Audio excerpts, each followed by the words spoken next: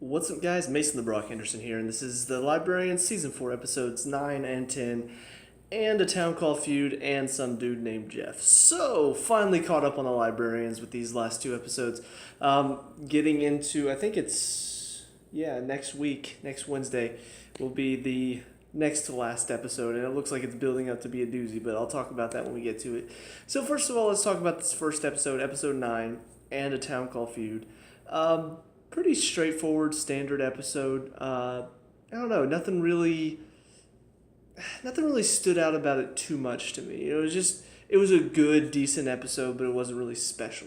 You've got this town called Feud, and they're reenacting the Civil War, and they're got these guys fighting, and it's all based on these two brothers who apparently turned on each other during the Civil War. One joined the Confederates, one joined the Union, and so that's what their whole basis for their battle reenactment is.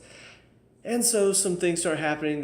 People start seeing ghosts there, and they're like, what's going on? So they get there and realize that these two lockets that the brothers had are the cause of all of these ghosts coming back. And if the lockets get reunited, likely the ghosts will become full.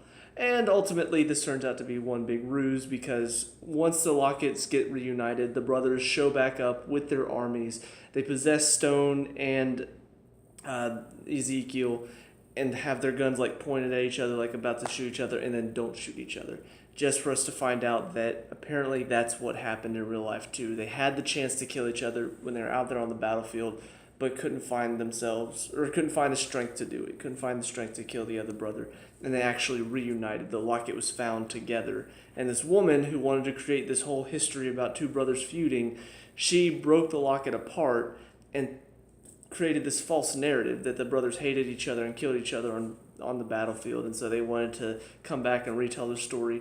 So that's pretty much it. That there's nothing really that stands out about it. It was a nicely told story. Ultimately, we find out that one of them had a son that he lost on the battlefield, and the other one was married to a black woman, which of course, he was the Confederate general too. So back in those times, that was completely unheard of. They both had things that they were looking for. The son was apparently looking for his hat, which Ezekiel gave him his hat from the future. I'm just like, wait a minute, how does that work? But ultimately, that's pretty much it. That was it for the story. They just wanted to come back and tell their story of what happened, because this woman had completely destroyed their story. Pretty straightforward, pretty simple. On the other side of things, we see Cassandra talking to Jenkins in the library, and she's trying to find some sort of proof of what happened with the two twins that were both made librarians and then ended up fighting and causing the civil war within the library. So ultimately, they're going through. They're finding all these clues that are kind of letters written back and forth, and ultimately find out that apparently the two brothers started feuding because they started putting their own selfish needs above what the library needed, and that's what caused them to start fighting. And what's interesting about this is, you've got Ezekiel, Stone, and Eve are all here at the Civil War reenactment thing, and realizing, Ezekiel and Stone are just completely arguing throughout most of this episode until at the very end they finally find the way over their differences, and they find a way to make up. And so they're just like, yeah, we can totally do this. We can work together. It's been working for us. We can do this. Well, because Cassandra finds this letter, she realizes that her personal needs were, she wanted everybody to stay together because she knew she wouldn't be the librarian if they had to split up and choose one librarian. She knew it wouldn't be her. So she figured if she could keep everybody together, that's the way that she could stay a librarian without having to worry about anything. And so she realized that was her own selfish need. And so she realized, well, I can't do this. I need to put aside my selfish needs, and we need only one librarian. And so they realized at the end of it, they're still on opposite sides. They both switch sides. And I do find this a little bit interesting, because I kind of wonder if maybe the library is sort of orchestrating these events. I've talked about in some of my other reviews how they're possibly building up the library as maybe the bad guy, in this season. Like maybe you can't fully trust the library, which it is a very interesting topic because how can you have the show The Librarians without the library? But yeah, it kind of feels like things are being done and just pieces are moving in the background that are kind of not helping our protagonists, that are putting our protagonists against each other as well. And based on the previews I see for next week's episode, it kind of feels like maybe that's where it's going to go, is that it's going to pit all of our main characters against each other in a death battle, pretty much. So yeah, I find this very interesting, and I'm going to be interested to find out if this swap on their decisions, on their ideals, I wonder if that swap had anything to do with the library kind of fixing things to where they still don't agree because it wants there to be only one librarian. And so it saw that they were about to make up, they were about to kind of, figure things out. And I apologize for the flashing. I don't know why the TV is, let me just turn that off.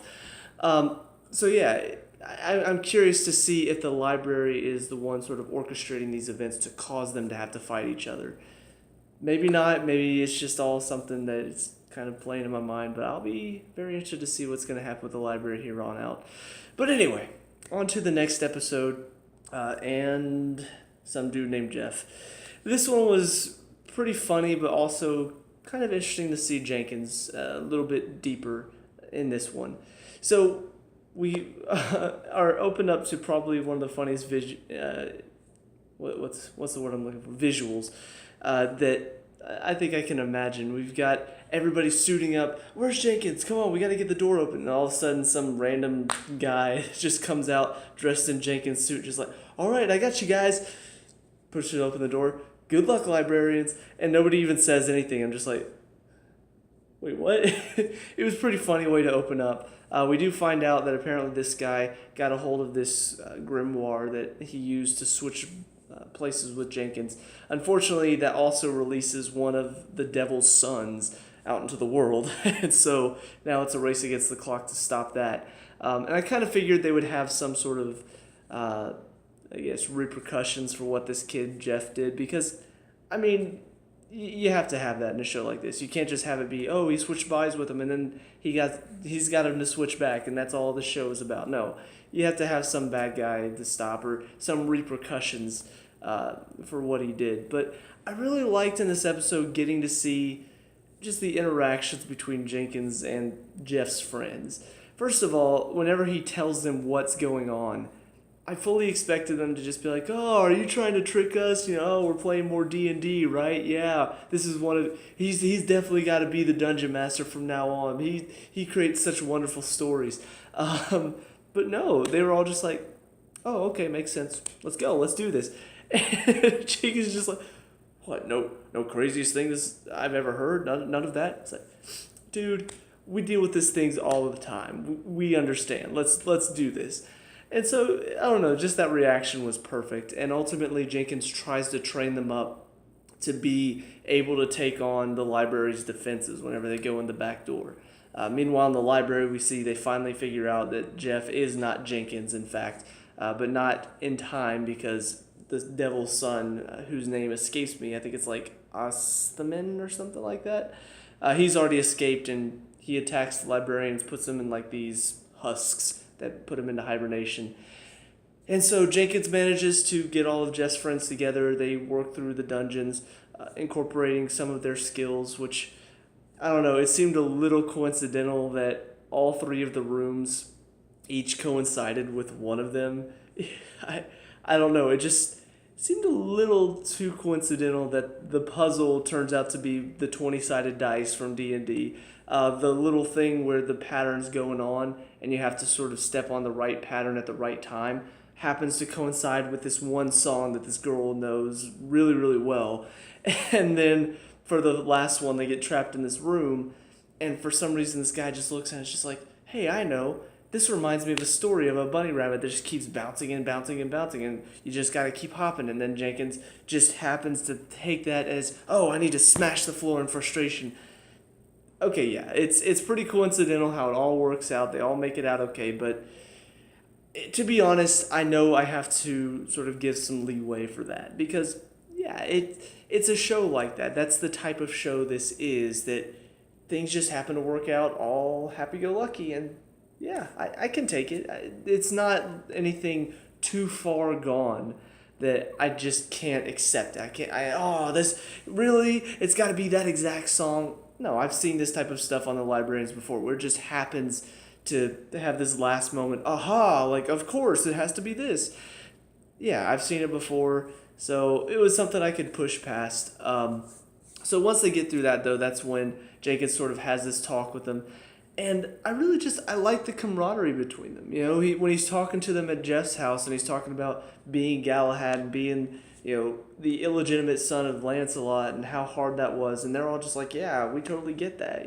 I was an army son. Oh, yeah, I was always looked down upon from the cool kids. Oh, well, I was always that outcast in a family full of overachievers, and I was the one that just didn't do enough. And I'm just like, this is really, really cool how they're taking these characters who I thought were just going to be jokes, like the typical nerd D&D stereotype. They actually turned them into interesting characters that could relate with Jenkins, Galahad.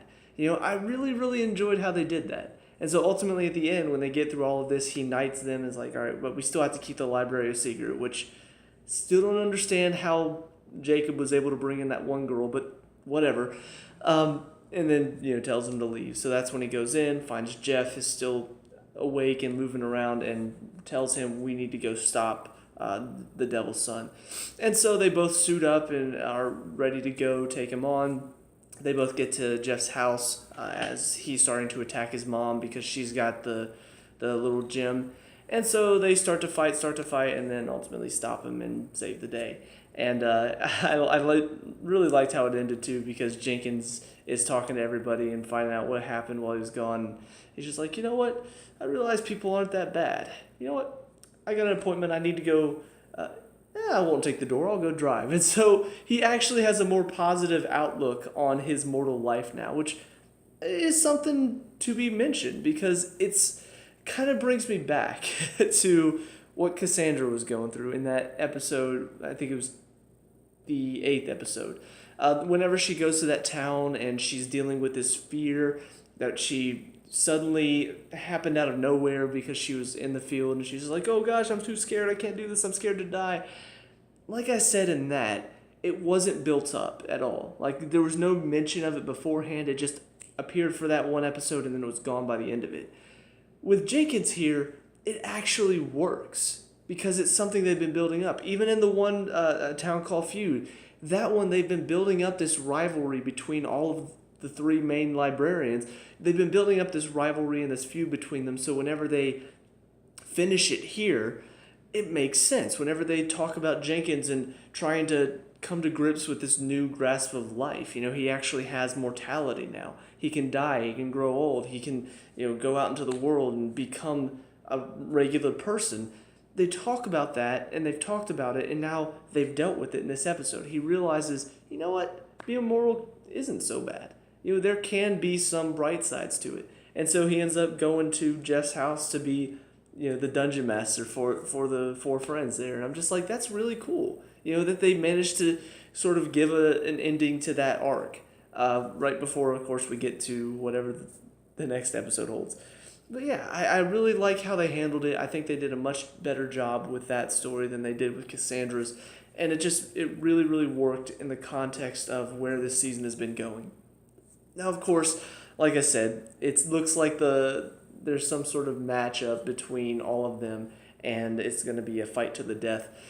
Now, I will say, I don't know where this is going to go next. Obviously, we've got 2 episodes left, so I doubt it's going to all end next episode. I doubt it's going to end with, one person still alive. Maybe it will, and it's going to be some sort of, weird time travel thing where they have to go back in time to fix all of this, or maybe, I don't know. I don't know what's going to happen, and I think that's what's really got me excited. Even though I had to go through a couple pretty bland episodes, the previous 2, and then I had to go through these 2, which were still good, but just not as interesting as the beginning of this season. I'm just really looking forward to. I'm really looking forward to how this season is going to end because I don't know. And I think that's been the best thing about the season. With all of the previous seasons, I didn't really know how things were going to play out exactly, but I had some general idea. I had an idea of, okay, things are eventually going to work out in the end. They're going to find some way to stop the bad guy. They're going to work together, pit their heads together, and they're going to find the solution, and that's what's going to happen. This season, I don't know, because it feels like it's challenging everything that the library stands for, and that excites me. It makes me excited to see what's going to happen next. Are they going to have to take on the library? Are they going to have to take on each other? Is the library, can it be trusted? I feel like that's something they're going to tackle. I hope it's not just going to turn into this whole like, oh no, the library can't always be trusted. Of course, just you're stupid to ever doubt the library or something like that. I feel like they've done enough this season to where they've really challenged our perceptions of what the library is. I feel like you've got to carry through. You've got to go all the way out. Either show that somehow the library's been manipulated by some evil person and you got to stop that person, or you just got to go all out and say, no, the library can't be trusted anymore. It's something that it had a use at one time, but now the uses are gone. There's no reason for the library to exist anymore, and it's realized that, and it's starting to try to force its way onto the... I don't know. I don't know how it's going to play out, but I hope they do something really interesting with it. My fingers are crossed. If it all turns out to be something awful, I'm just going to be so frustrated, but I doubt it. They've done a very good job so far, so I do have my trust in them. But anyway, that's it for me. Let me know what you guys think down in the comment section below. What were your thoughts on these 2 episodes? Let me know. We can talk about and discuss all that good stuff. Leave a like and subscribe, future Librarians reviews, and I'll see you guys in the next one. Peace out.